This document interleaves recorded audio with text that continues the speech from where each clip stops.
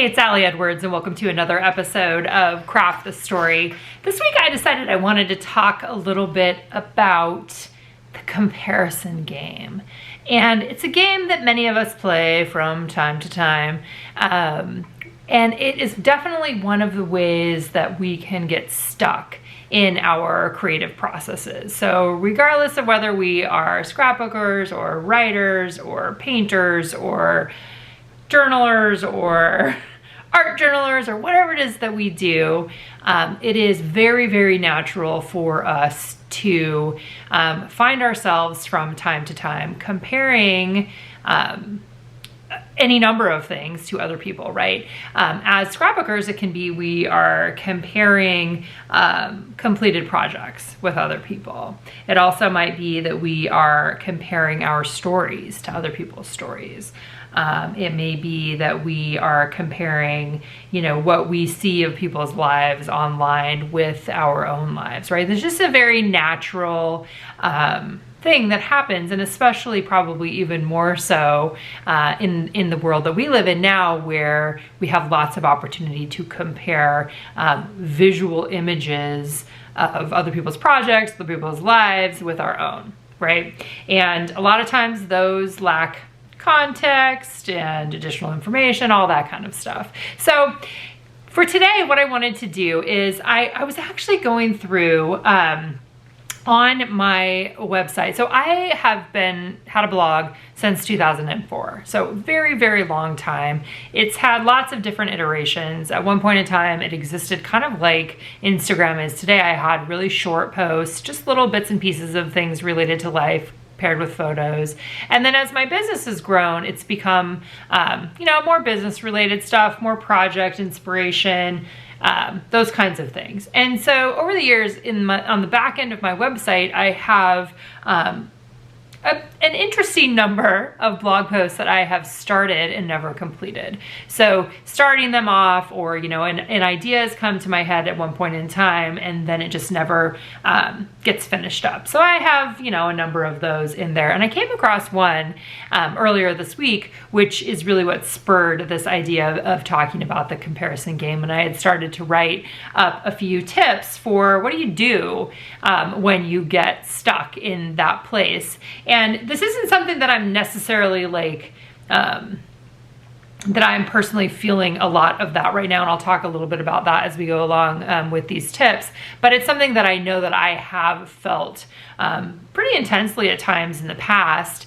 And I know that it's something that is real for many, many people. So before we dive in to talk about those tips, I also wanted to mention something this week that is one of the subscriptions that we offer that you might not know about. And that subscription is actually called Just Write. And it's a $5 a month subscription where you get 2 writing prompts each month. And the whole entire goal of this really simple subscription was to invite you, or invite anybody that wants to sign up for it, and to invite you to start with story. So with memory keepers and scrapbookers, lots of people tell their stories in a variety of different ways, right? Like some people love the crafty part and they start with that, or they start with their photos, and sometimes the written piece of the story is the thing that gets left to the end.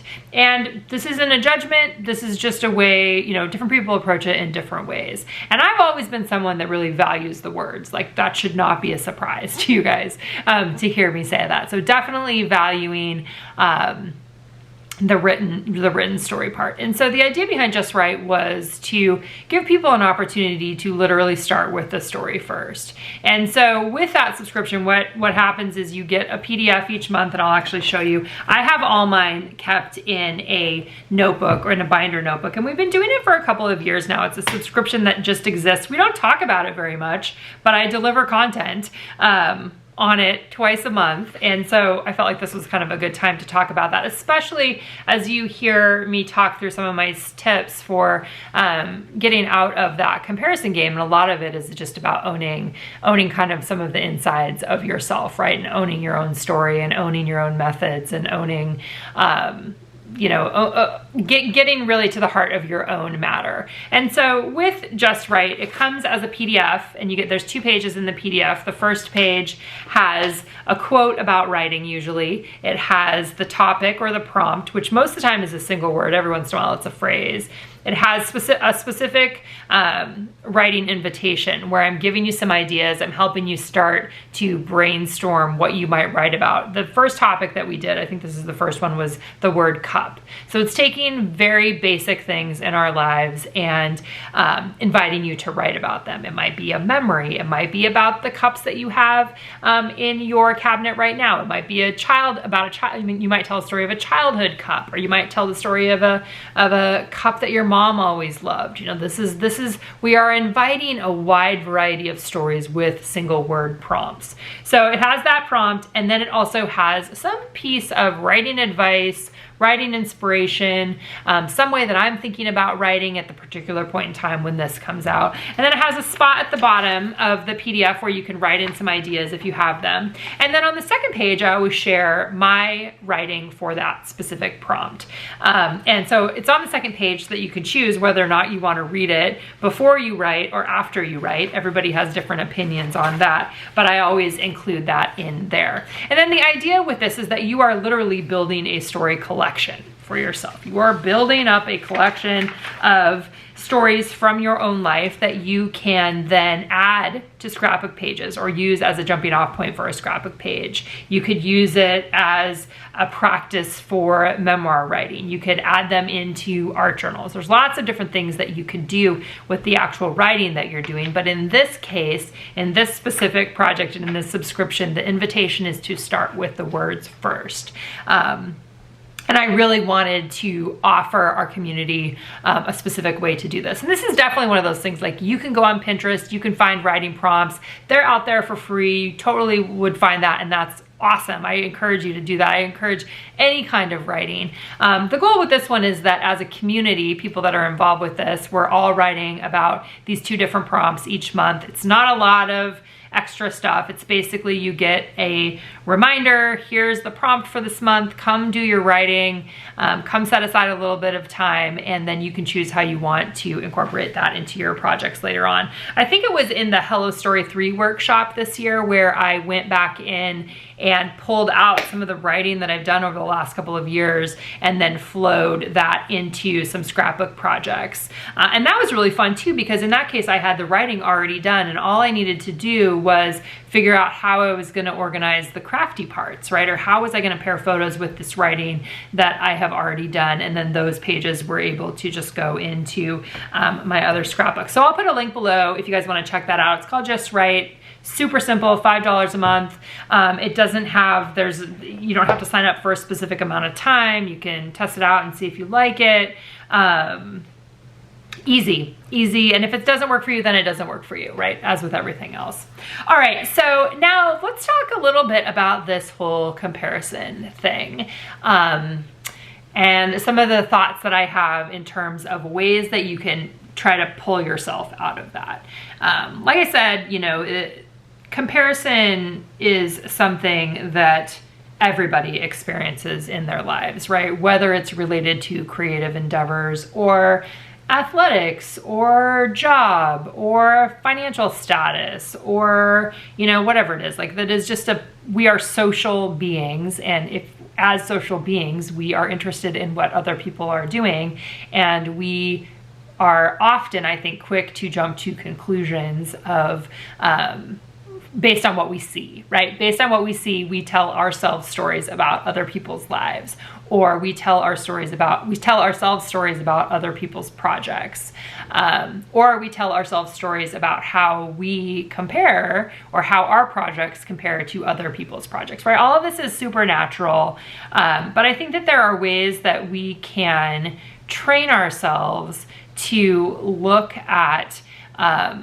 to respond to that in a different way. My number one tip when you are feeling that comparison creeping up inside of yourselves, or when you are, you pick up your phone, you're scrolling through Instagram and you're looking at other people's projects and you start feeling negatively about yourself or your own abilities or your own storytelling or whatever, is to flip it around. My friend Robin always talks about flipping the script, right? How can you flip around the story that you're telling yourself about your own skills or your life or whatever? And what has really worked for me over the years is, rather than getting sucked into feeling bad about myself in one way or another, is to invite myself to celebrate the other person, right? Look at it as an opportunity to be like, that is amazing. That is such an awesome project. I love this project. Good for you. Like, that project is rad. Like, how can we be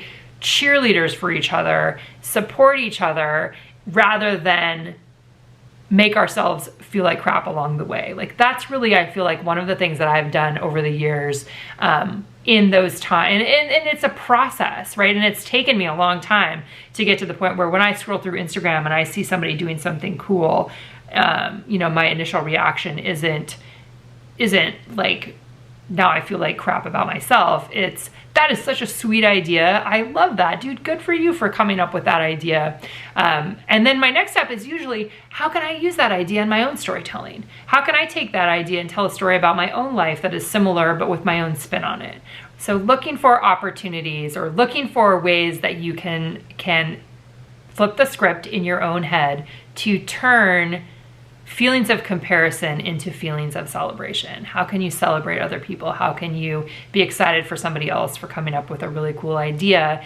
And then take those ideas and adopt them and translate them into a way that helps you get your own stories told, right? Because that's the goal here as memory keepers and as scrapbookers, is to tell stories and to tell our own stories and to love the process of it. So when we see something that somebody else does that's really cool, let's celebrate them for coming up with this really sweet idea.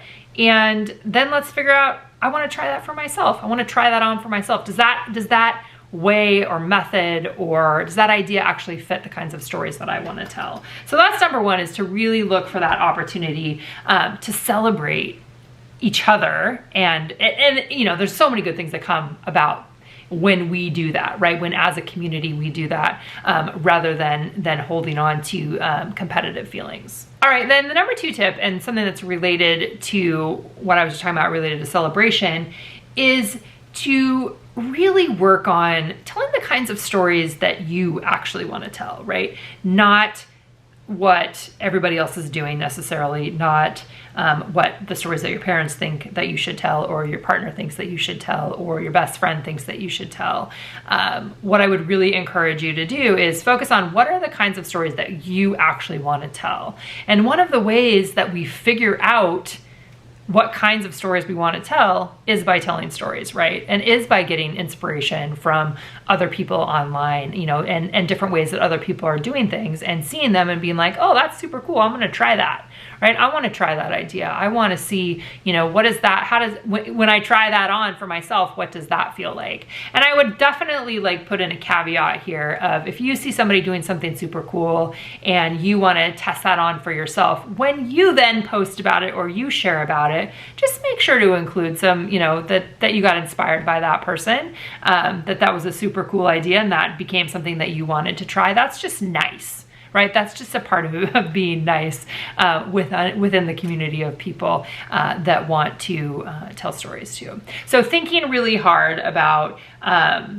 what are the stories that you love telling? Is it everyday life stuff? Is it more historical stuff? Is it comparing the past and the present? Is it list-based journaling? Is it, whatever it is for you, the way that we figure out what we actually love is through the process of doing it, right? It's not, we don't figure out, the kinds of stories that we love to tell by buying more product, right? We don't figure out the kinds of stories that we love to tell by scrolling Instagram. We figure out the kinds of stories we love to tell by actually telling stories.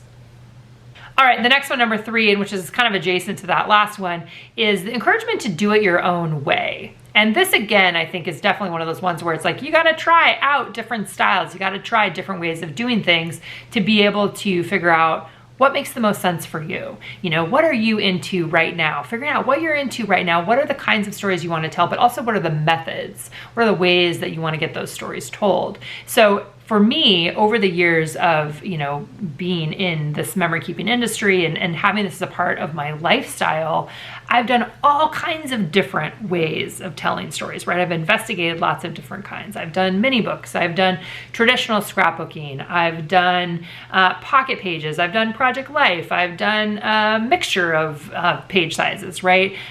There's just so many. I've done just writing, right? Like just with literally just write. Like I've just focused on the writing parts. I've posted on Instagram. I still think of that as a scrapbook in lots of different ways. So figuring out what method works for you, and then really giving yourself permission to run with whatever method it is that you're doing at a particular point in time, and not getting stuck and feeling like, I started out doing, you know, 12 by 12 pages and I must continue doing 12 by 12 pages. There is such an ebb and a flow to our interests, right? It's basically, and seasons of storytelling, right? Sometimes we're super into it. Sometimes we're not as into it. Sometimes one method feels really good and another method is like, that's not what I want to do right now. So if that's not what you want to do, don't do it. Right? Do something else, do it a different way. I have such a great example related to this too, which is traveler's notebooks. So if you've been watching my videos or following me on Instagram, you know that I'm really into like this summer traveler's notebook and documenting a traveler's notebook. And a couple of years ago, somebody was talking to me about them, and I was like, I'm not interested in that at all. Like, don't even bring that up to me. That's not personally what I want to do. Whoever else is doing it, that's totally cool. That's fine, fun, you know, figure out everybody needs to do what they want to do. And so that wasn't the right time for me. But fast forward to today, a couple years later, I'm loving it. Like, it is really filling me up right now to just have the smaller sized, you know, little space, and especially for me focusing on summer stories, right? That I have this home where I can put my summer stories, they can go right in there. I feel excited about doing that. I look forward to adding my pictures in there. And it's such a great example of, will I do traveler's notebooks forever now? Probably not. Will I do them for a while? Probably, because I'm into them. But I'm also still doing a mixture of other things too. So it's really, a lot about embracing the season that you're in, but also embracing the methods that are helping you get your stories told right now. And then not worrying about what everybody else is doing, right? If you are super into traditional scrapbooking, do traditional scrapbooking. If you are super into writing right now, just keep writing. If art journaling feels exciting to you, keep doing that. You know, figuring out where are you at right now, and letting that be good enough, I think, is really important, and not having any feelings whatsoever that just because I am doing traveler's notebooks that you need to be doing traveler's notebooks. And if you're not doing traveler's notebooks right now, then you're not doing good storytelling. Like, that's all just BS. Like, don't let yourself get sucked into that. And I'm saying this as much for you guys as I am for myself, because sometimes I feel like, oh, because this is my job, I should be doing this certain ways and in these things, rather than saying, Allie, do what you feel excited to do right now. Tell stories in the way that is really filling you up. That's all we want for any one of us too. You know, I want that for myself, and I want that for you guys too. All right, the next tip, number 4, I think, when we're thinking about this, is this idea of identifying what really matters to you. Like, what are the stories that actually matter to you? So if you're scrolling through Instagram, or you're looking on Pinterest, or you're on a message board and you're looking at other people's projects, and maybe the kinds of stories that other people aren't telling, the kinds of stories that other people are telling aren't resonating with you. And that's a good thing to know, right? Don't be forcing yourself to tell the kinds of stories that other people are telling just because that's what other people are doing. So you may be somebody that's really into telling stories from your past, and those are the kinds of stories that you want to focus on. I want you to really own that for yourself. Maybe right now you are super into project lifestyle of documenting and doing it weekly and really diving into those everyday life stories. That's what I want you to do, right? It's really, really so much about figuring out what really matters to you. And again, just like we talked about before, figuring out what really matters to you is a practice. And what might have been really important and really mattered to you in storytelling and memory keeping 3 years ago might look really different now. And I think that I always just want to come back to, let's be okay with that. And let's like celebrate and support each other as we all go through these ebbs and flows in storytelling. And as we all are like, oh yeah, that's super cool, I want to try that. But then you'll be like, yeah, that didn't really work for me, but I'm going to go back to doing it the way that I was doing it before, and really not have to have it be, you know, a certain way, a certain method, a certain style, that it can be so much more broad than that. So that's really a lot of what's been on my mind recently, and part of why this seemed like a fun thing to talk about today.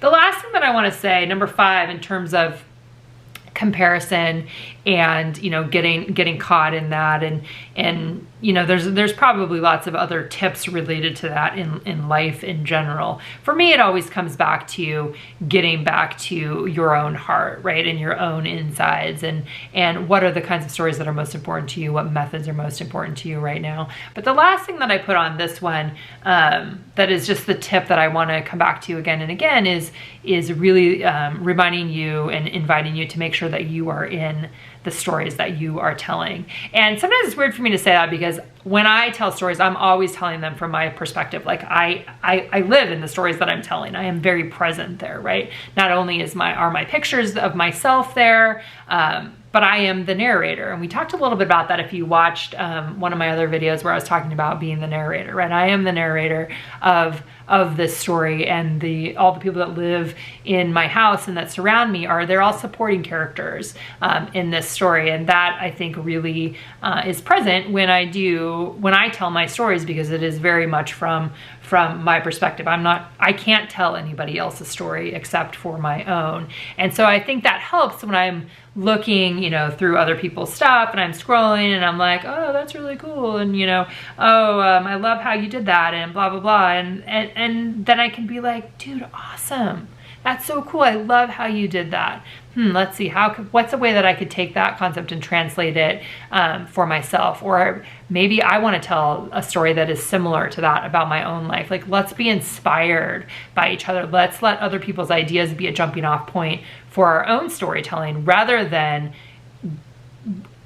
letting it be the reason why we feel like shit about ourselves, right? Or that we're just like, oh, everybody else is doing really awesome stuff and mine all sucks. Like, nobody has time for that, right? Like, memory keeping and storytelling can be so fun, so life-giving, so really profound, I think, and that's been my own life experience, through the process of telling our own stories. And if we're always online comparing ourselves to other people, and we're just, you know, living in that space, there's such an opportunity for you to pull back from that and focus more on your own stories and getting your own stories told and developing your own storytelling voice, and really remembering that it's about your stories. That's what it's about. It's not about you trying to tell stories exactly the way that I do. It's not about you looking at my life and, you know, wishing your life looked like my life. I mean, I'm telling stories about my life regularly, but you're also not living in my house, right? So I always have ways that I can, you know, I want to be authentic, but at the same time, I don't tell every story, and that's a personal choice that we all make. No one is telling every single story. So the only stories that we're seeing on there are the bits and pieces of stories that people choose to share, which why it continues to be important to me to share stories that are harder, right? And to talk about some of those things in the different projects that I do over the course of all stories that I tell as well. So I hope that some of these thoughts today are helpful for you. I just wanted to kind of dive into this topic. I'm sure there's many more suggestions and ideas. So if you have ways that you deal with the comparison game, I would love to hear about them. You can leave them in the comments below. You know, if you have questions about this, or if you feel like you're stuck, I think that our community is really great at supporting each other and cheering each other on. And if you need a little bit of that, I think that that there are people out here that can support you in that way too. So tell your own stories. Value your own stories, own your own stories, your own methods. Don't forget to try stuff on, right? And let's continue to cheer each other on as we share our stories, and let's celebrate each one of us in the process of doing that.